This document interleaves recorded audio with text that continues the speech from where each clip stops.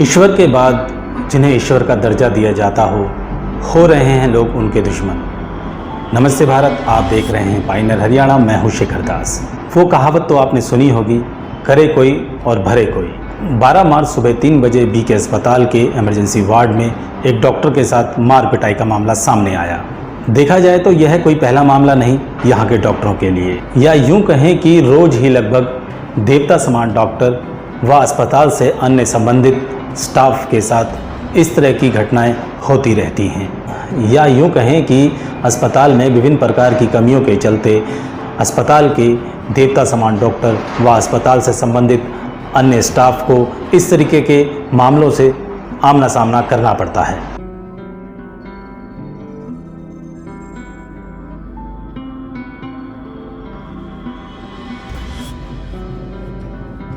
इस अस्पताल में लगभग 2500 के आसपास रोजाना ओपीडी होती हैं। जो व्यक्ति बीमार होते हैं उनके साथ 1 या 2 लोग ज़रूर आते हैं। इस प्रकार कह सकते हैं कि यहाँ रोज़ 10,000 से अधिक लोगों की आवाजाही है।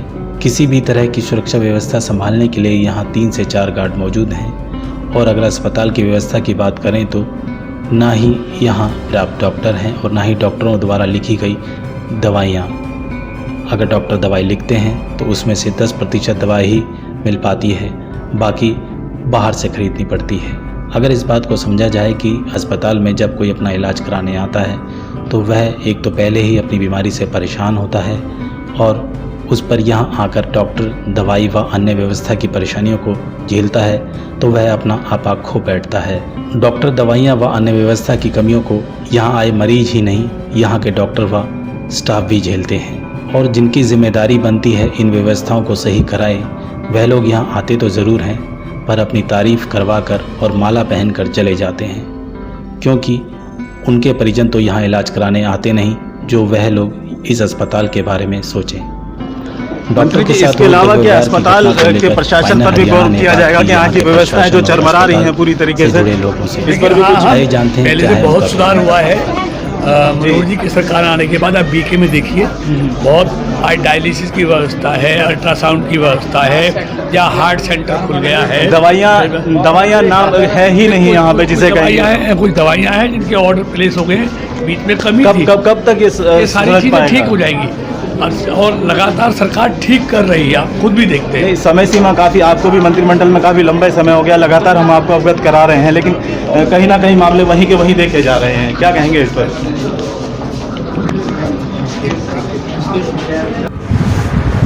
डॉक्टर, अभी बीती रात डॉक्टर के साथ लड़ाई झगड़े का मामला सामने आया है, इस पर क्या कहना चाहेंगे आप? कि अनफॉर्चुनेट कि ये सब हुआ, इतनी बुरी चीज़ हुई यहाँ पे हॉस्पिटल प्रेमिस में, but adequate steps have been taken, the security has been reinforced, तो I am happy about that and even the CMO sir has assured us कि सिक्योरिटी टाइट की जाएगी। जो भी घटना हुई है बहुत दुखद है और निंदनीय है, और डॉक्टर जो 24 घंटे आपके सेवा में रहते हैं यहाँ पे, उनके साथ इस तरीके की हरकतें करना बिल्कुल ही निंदनीय है और ये बर्दाश्त नहीं करनी चाहिए। कोई भी रीज़न रहा हो, हाथापाई करने का या अभद्रता करने का किसी को भी हक नहीं होना चाहिए, और मैं पूरी तरह से इस घटना का निंदा करता हूँ, विरोध करता हूँ कि इस तरह की घटना नहीं होनी चाहिए। हम अगर इस घटना की बात ना करें और बात करें, दिन में भी ऐसा माहौल देखने को मिलता है कि डॉक्टरों के ऊपर जो यहाँ पेशेंट इलाज कराने के लिए आए हैं उनके परिजन अक्सर हावी हो जाते हैं। ऐसे हालात पैदा होते हैं कि किसको जिम्मेदार मानते हैं? देखिए, आपको पहली तो एक सुरक्षा की बहुत बड़ी चूक थी कि यहाँ पे सुरक्षा की व्यवस्था काफ़ी कम है, मैन पावर कम होने की वजह से, और जिसके ऊपर कई बार हमने अपनी बात ये रखी भी गई थी। और दूसरी बात ये है कि यहाँ पे सुविधाओं की जो कमी है उसका गुस्सा जो है लोग डॉक्टर पे निकालते हैं, क्योंकि मैन पावर कम होती है, डॉक्टर कम होते हैं, और कई बार इतने पेशेंट्स होते हैं कि डॉक्टर हर एक को तुरंत नहीं देख सकता, तो सीरियस पेशेंट को पहले देखने की कोशिश करते हैं डॉक्टर, कि किसी की जान बचाई जाए। कहीं ना कहीं इस बात को हम इस तरीके से भी मान सकते हैं कि एक व्यवस्था जो एक अस्पताल में होनी चाहिए वो भी एक कहीं ना कहीं कारण है डॉक्टरों के साथ दुर्व्यवहार का। बिल्कुल, आप ऐसा कह सकते हैं बिल्कुल, कि यहाँ कई ऐसे सीरियस पेशेंट आते हैं जिनको रेफ़र भी करना पड़ता है, बहुत सारी चीज़ें होती हैं, तो वो इस चीज़ का गुस्सा कि यहाँ सुविधाएं क्यों नहीं है वो डॉक्टर पे निकालते हैं।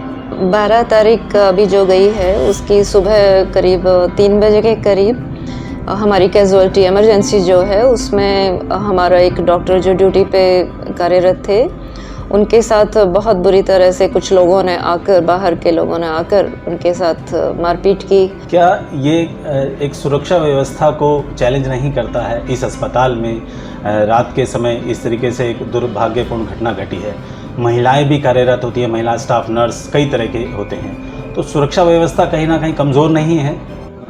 सुरक्षा व्यवस्था देखिए, हमारे पास हमें जितने भी सिक्योरिटी गार्ड्स दिए गए हैं उनको बराबर पूरा हॉस्पिटल में बांटना पड़ता है। तो कैजुअल्टी में भी हमारे हम एक ही security guard at a time दे सकते हैं, क्योंकि हमारे पास जितनी संख्या है उसी के हिसाब से हमने सभी जगह में शिफ्ट्स में सबको बांटा हुआ है।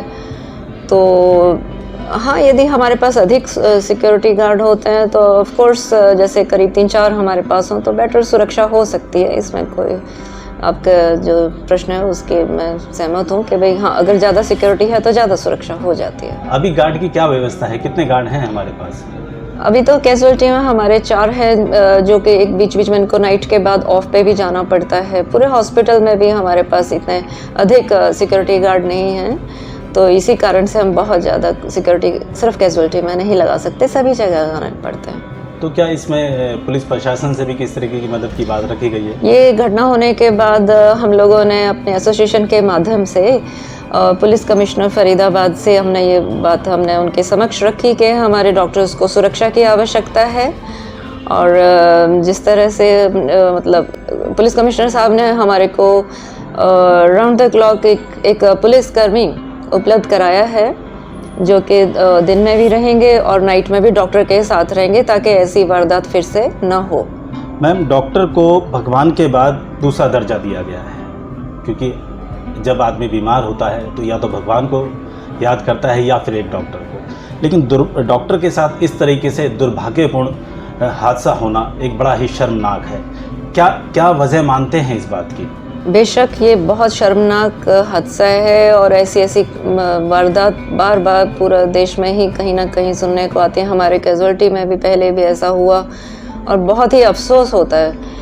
मेरे विचार में कहीं ना कहीं लोग जो है पेशेंस, अपनी जो पेशेंस और धैर्य जैसे कहते हैं वो नहीं रखते हैं और उतावले हो जाते हैं कि जल्दी से उनके मरीज़ को ही देखें। और डॉक्टर जो है वो जो मरीज़ ज़्यादा गंभीर होता है उसको पहले देख रहे होते हैं। तो थोड़ा सा धैर्य लोगों को रखना चाहिए, क्योंकि एक तो डॉक्टर की मंशा कोई ख़राब नहीं होती है, वो हमेशा मरीज़ के हित में ही और जिसको ज़्यादा पहले अटेंड करना है वो उस तरह से ही देखते हैं। डॉक्टर के लिए तो मरीज़ अजनबी ही है, हर मरीज़, हर आगंतुक जो भी है आने वाला, उनके साथ कोई ख़राब भाव या वैर नहीं हो सकता।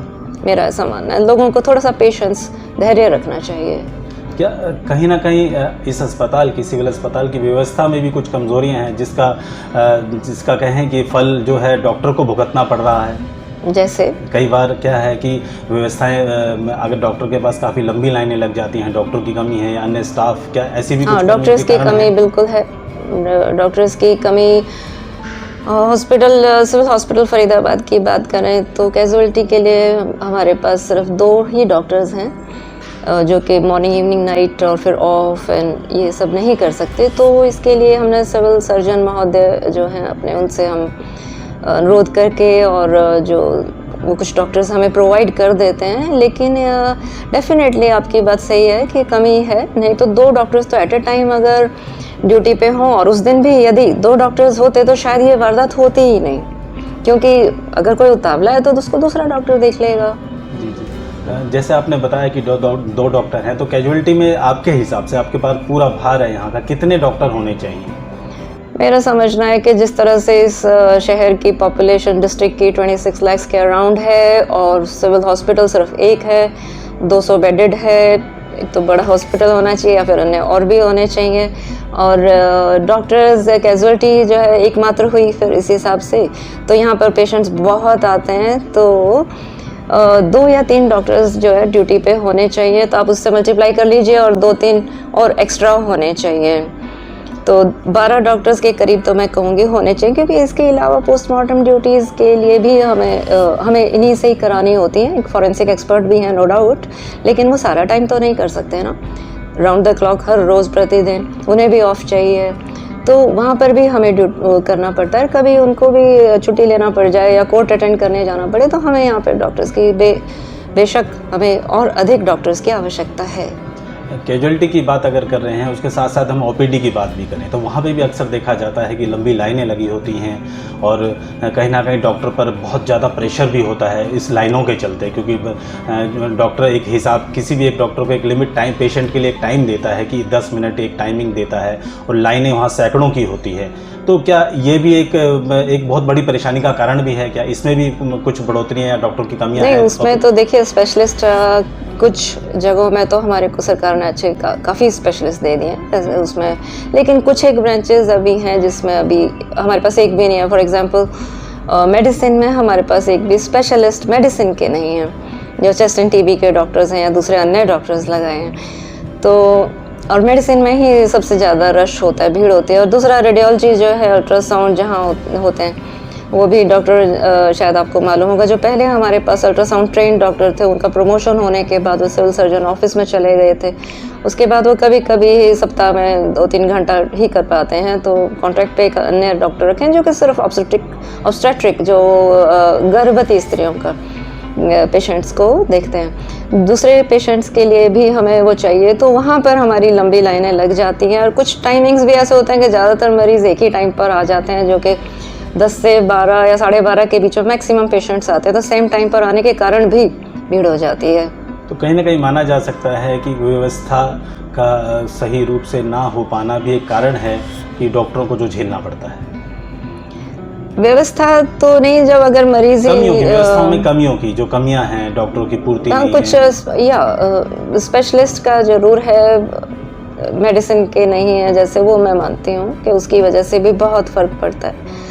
और बल्कि हमारे पास मेडिसिन के अगर डॉक्टर्स थोड़े 2-3 और हो जाते तो हम डीएनबी भी स्टार्ट कर सकते हैं यहाँ पर टीचिंग, जिसके कारण से हमारे पास और स्टूडेंट्स भी आ सकते हैं और डॉक्टर्स की हमारी संख्या बढ़ जाती है, तो हमें बहुत लाभ होता है, विशेषकर जहाँ पर डॉक्टर्स की हमारे पास मेडिसिन डिपार्टमेंट में स्पेशली कमी है। राष्ट्रीय समाचार पत्र पायनियर हरियाणा पढ़ने के लिए डाउनलोड करें हमारी वेबसाइट पर प्रकाशित ई-पेपर। दिन भर की छोटी बड़ी खबरें देखने के लिए सब्सक्राइब करें हमारे YouTube चैनल को। वीडियो को लाइक, शेयर और कमेंट करना ना भूलें।